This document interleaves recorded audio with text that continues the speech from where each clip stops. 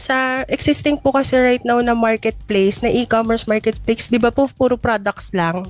Yan. Sa exposure po, both parehas. Pwede niyong i-check out. Mapa-products man, pati services. Nice. So parang may isang website ito, Ma'am Candy? Yes po. So imagine niyo po yung Facebook na may page din po siya na sarili. Ang pinagkaibahan lang po is pwede mag-check out ng products and services. So ibig sabihin po pwede po sila mag-upload ng kung ano man yung products nila. Kung hindi man products, yung mga service na pinoprovide nila. And at the same time po, nakafocus po tayo sa social impact and yung alignment po sa SDGs. Para siyang Miss Candy, para siyang Lazada or Shopee ang dating. Yes po. Feature lang po yun.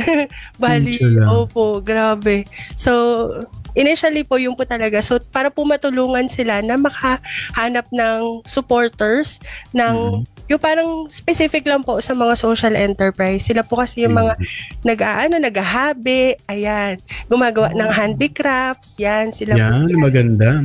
Parang kumbaga yung market mo, kuha na agad, di ba, Ma'am Candy, no? Pero pag sinabing social enterprise, kasi baka din sa mga hindi pa aware, ano po bang ibig sabihin nun?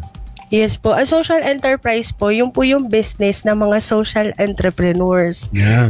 Yes po. Kapag po kasi sinabing social entrepreneurs, sila po yung impact over profit na passion-driven po na merong direct and indirect beneficiaries. Ano po ibig sabihin nun?